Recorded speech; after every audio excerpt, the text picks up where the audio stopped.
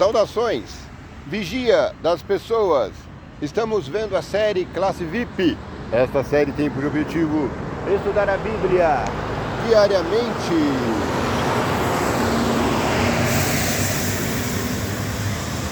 O canal Vigia das Pessoas se orgulha de ter comentado a Bíblia inteirinha, de Gênesis a Apocalipse. Nessa semana estamos fazendo a penúltima semana da lição, cujo título é Profecias Bíblicas. Como entender as profecias bíblicas? Como compreender o rugido do leão? Como compreender qual é o leão que devemos ouvir? É o leão que ruge como cordeiro.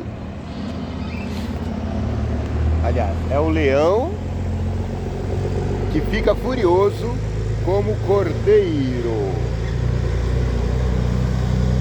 Hoje, dia 15, está muito frio.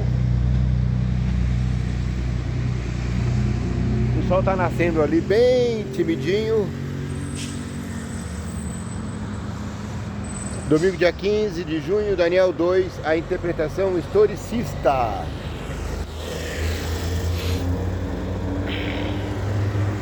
A Igreja Adventista do Sétimo Dia segue a interpretação historicista da Bíblia. Ou seja, Deus age na história. Estamos na penúltima semana da lição, mas não ficaremos órfãos, porque a partir do mês que vem, julho, a saga de Moisés, levando pelo deserto o povo de Israel.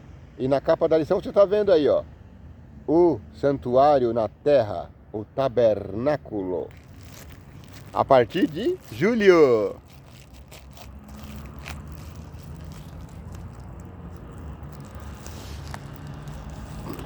Outra coisa eu quero falar para você.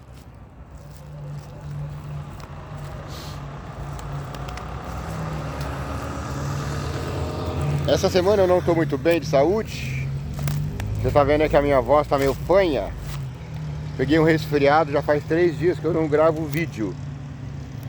O que salvou a pátria é que eu gravei uns vídeos anteriores aí, de modo que você não ficou sem nenhum dia sem a apresentação da lição. Hoje, dia 15, eu tô gravando hoje mesmo, dia 15. Ontem eu tava de cama. Hoje eu não tô bem ainda, mas eu precisava fazer essa gravação, então eu vim. Vou procurar me esforçar para não perder nenhum dia, para que você não perca nenhum dia de lição, tá bom? O sol tá nascendo ali, mas você tá vendo o céu, ó. Tá meio escuro aqui. Ó, tá vendo? O céu tá nascendo ali, ó.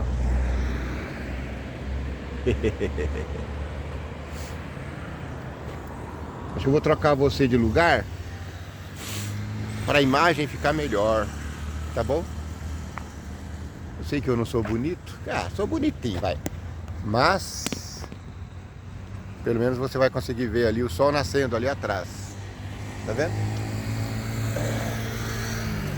Aquele clarão ali, ó, é sinal de que o sol tá surgindo ali. Isso. Nessa semana, quando eu melhorar,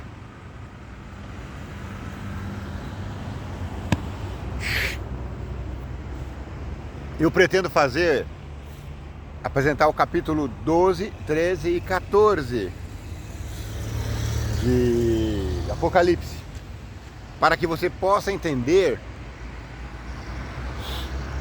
como que é a presença de Babilônia na vida cotidiana. Era na época de Daniel, é na época hoje. O que é Babilônia? Babilônia é sinônimo de humano. Sim, Deus exige adoração. O homem até adora ele. Tanto é que o próprio rei Nabucodonosor falou, não, a partir de agora só vamos adorar Deus o Criador. Só que de repente ele estava adorando a si mesmo. Vamos à lição. Eu vou colocar esses capítulos na série Aleatoriedades, tá bom? Para você ficar aí sabendo. Daniel 2 e a interpretação historicista. Uma das profecias mais poderosas de toda a Bíblia é Daniel capítulo 2.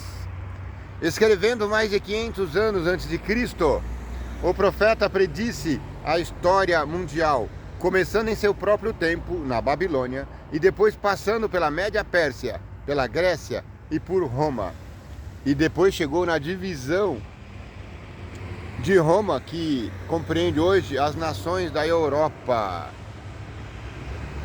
Na verdade, referindo-se às nações europeias, a profecia diz que procurarão se misturar por meio de casamentos, mas não se ligarão um ao outro, assim como o ferro não se mistura ao barro. A profecia de Daniel 2 disse para o rei Nabucodonosor, já tem essa história contada aí. Está na série Grandes Profetas Maiores. A profecia falou para Nabucodonosor que ele seria o grande rei, mas que passaria e que depois viria outro rei, forte também, mas não tão forte quanto ele. Depois viria outro rei também, forte, mas não tão forte quanto ele. Depois viria um outro reino, forte mesmo, de ferro. E depois desse reino de ferro, o mundo se dividiria em nações. A profecia, os intérpretes da Bíblia, eles viram nisso o fato da estátua ter os pés de barro e de ferro, indica que de um lado é forte e do outro lado é fraco, frágil. E além da fragilidade, eles não se misturam, barro e ferro não se misturam. Então os intérpretes da Bíblia entenderam que isso representa a formação da Europa a partir do fim do Império Romano em 536. E a profecia bíblica diz que depois desse rei virá um reino eterno, que é o reino de Jesus Cristo. E Apocalipse disse que os últimos dias serão 10 reinos. Como a gente entender isso?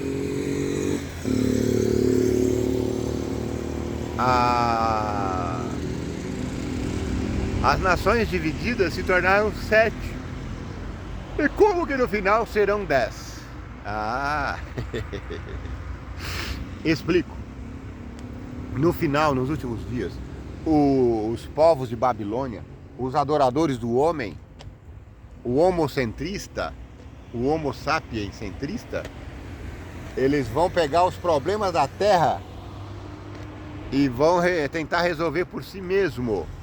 Tanto é que as cartas do Papa Francisco, que Deus o tenha, Laudato Si Fratelli Tutti, ela está tratando especificamente disso, de como resolver o problema do meio ambiente, o problema da contaminação, etc, etc e tal. Então no final serão 10 nações revoltosas, que eram chamadas de Babilônia. E essas nações farão guerra contra os santos do Altíssimo. Essas nações serão lideradas pela maior nação, Roma. Agora não mais Roma imperial, mas Roma papal. Roma papal ficou fragilizada em 1798. Foi extirpada por Napoleão Bonaparte, mas depois o general Mussolini restituiu Roma. E até hoje Roma é um dos maiores estados do mundo, apesar de ser o menor estado do mundo. É Roma que manda no mundo. Uau! Na verdade, desculpa. Na verdade, referindo-se às nações europeias, a profecia diz que procurarão se misturar por meio de casamentos, mas não se ligarão um ao outro, assim como o ferro não se mistura com o barro. Daniel 2:43. Essa profecia foi cumprida de maneira notável. Apesar de todos os tipos de casamentos entre pessoas dessas nações, de príncipes a plebeus, elas permanecem divididas. Por exemplo, a monarquia britânica é chamada de Casa de Windsor. Um belo nome, tipicamente inglês, não é?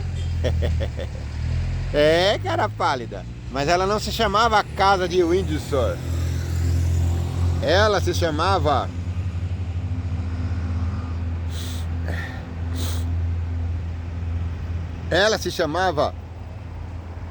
Casa de Saxe-Coburgo-Gotha.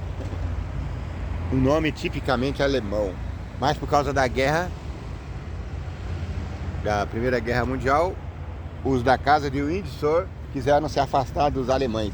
Mas eles estavam unidos por sangue, por casamento.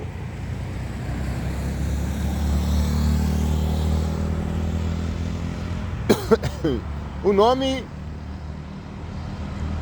claramente alemão, porque muitos da realeza britânica, tentando se misturar por meio de casamentos, eram parentes de sangue de alemães. No entanto, esses laços de sangue não foram suficientes para mantê-los longe da guerra.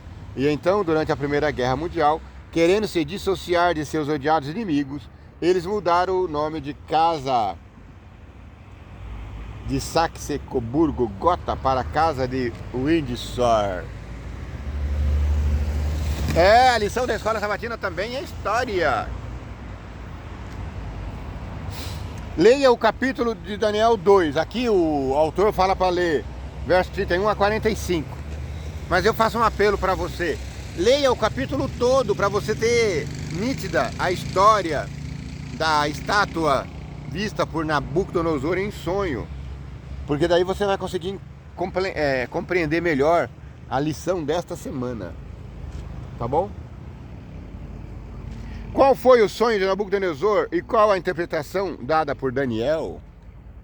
Então, Daniel sonhou com uma estupenda estátua, cuja cabeça era ouro, cujo peito era prata, cujo ventre era bronze, cujas pernas era ferro, cujos dedos, os pés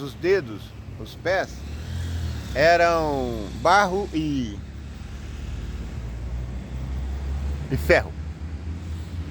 Ainda no sonho, uma pedra tirada por mão não humana foi arrojada no pé da estátua e destruiu a partir dos pés toda a estátua. Simbolicamente, os historiadores, os interpretadores bíblicos entendem essa pedra como Jesus Cristo, porque a pedra é Cristo, a pedra não é Pedro. Essa pedra que é Cristo é o reino eterno sobrepujando o mundo todo. Isso vai acontecer ainda nos nossos dias, como vimos na semana passada.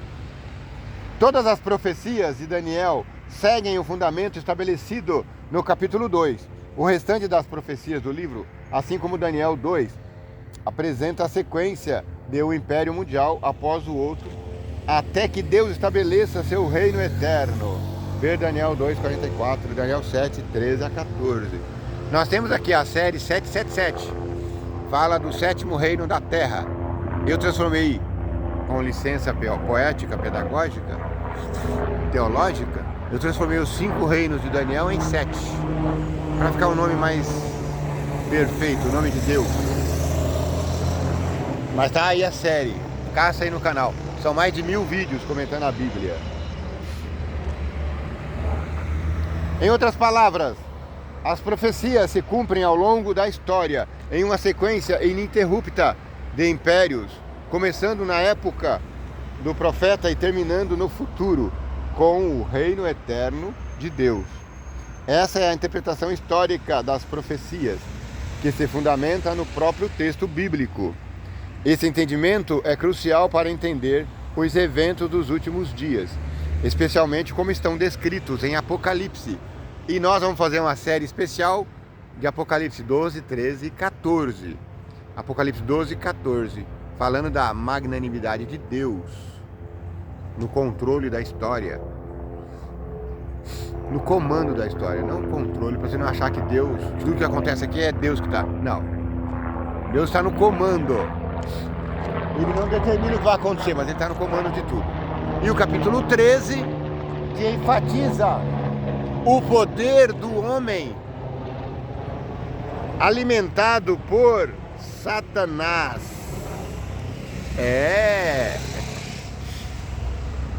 Essa história vai ser muito boa.